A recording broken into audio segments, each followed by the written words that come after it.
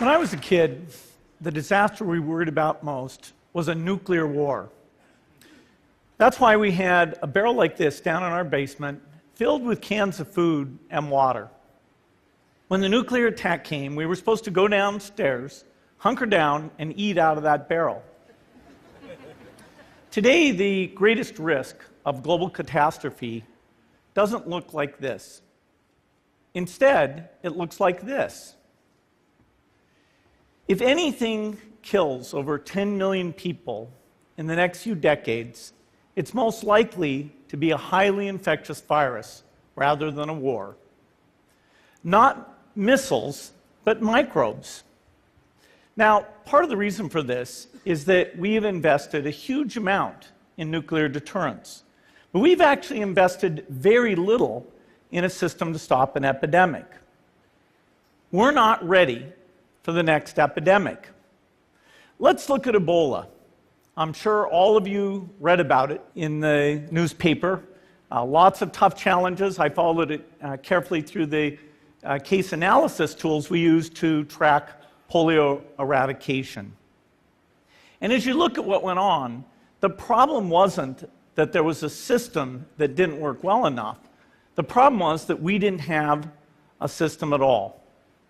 In fact, there are some pretty obvious key missing pieces. We didn't have a group of epidemiologists ready to go who would have gone, seen what the disease was, see how far it had spread.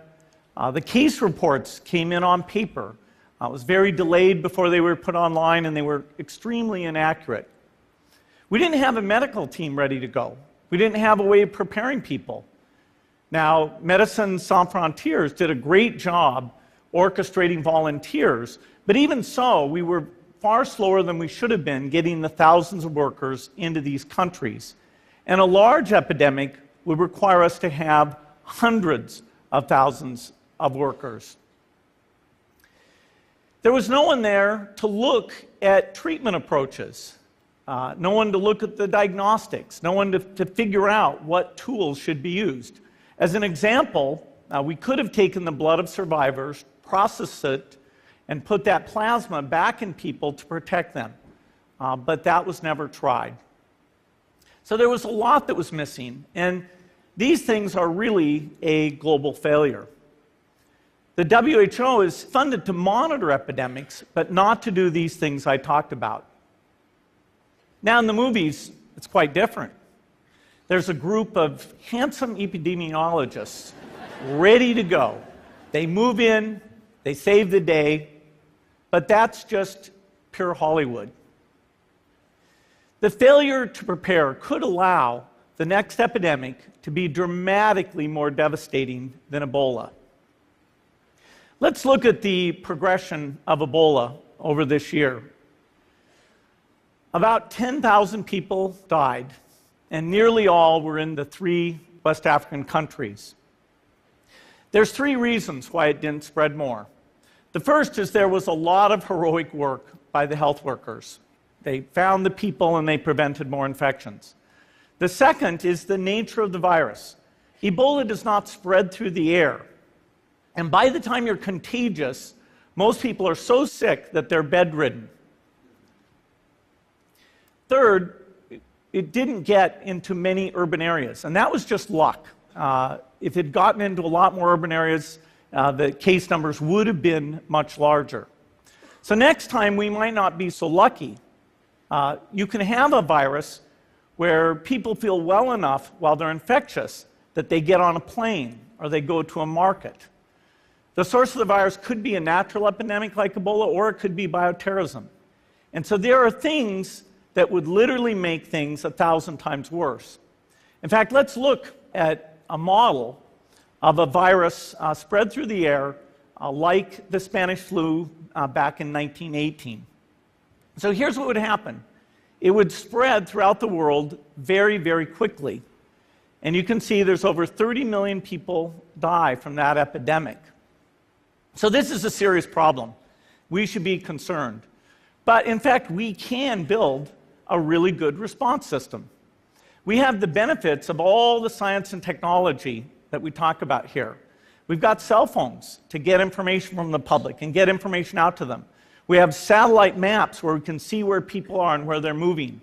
We have advances in biology that should dramatically change the turnaround time to look at a pathogen and be able to make drugs and vaccines that fit for that pathogen. So we can have tools, but those tools need to be put into an overall global health system, and we need preparedness. The best lessons, I think, on how to get prepared are, again, what we do for war. For soldiers, we have full-time waiting to go. We have reserves that can scale us up to large numbers. NATO has a mobile unit that can deploy very rapidly. NATO does a lot of war games to check, are people well trained? Do they understand about fuel and logistics and the same radio frequencies? So they are absolutely ready to go. So those are the kinds of things we need to deal with an epidemic. What are the key pieces? First is we need strong health systems in poor countries. That's where mothers can give birth safely, kids can get all their vaccines, but also where we'll see the outbreak very early on. We need a medical reserve corps, lots of people who've got the training and background who are ready to go with the expertise. And then we need to pair those medical people with the military, taking advantage of the military's ability to move fast, do logistics, and secure areas. We need to do simulations, germ games, not war games, so that we see where the holes are. The last time a germ game was done in the United States was back in 2001, and it didn't go so well. So far, the score is germs 1, people 0. Finally, we need lots of advanced R&D in areas of vaccines and diagnostics. There are some big breakthroughs, like the adeno-associated virus, that could work very, very quickly. Now, I don't have an exact budget for what this would cost, but I'm quite sure it's very modest compared to the potential harm. The World Bank estimates that if we have a worldwide flu epidemic, global wealth will go down by over $3 trillion, and we'd have millions and millions of deaths. These investments offer significant benefits beyond just being ready for the epidemic. The primary health care, the R&D, those things would reduce global health equity and make the world more just as well as more safe. So I think this should absolutely be a priority. There's no need to panic. We don't have to hoard cans of spaghetti or go down into the basement. But we need to get going because time is not on our side. In fact, if there's one positive thing that can come out of the Ebola epidemic, it's that it can serve as an early warning, a wake-up call to get ready. If we start now, we can be ready for the next epidemic. Thank you.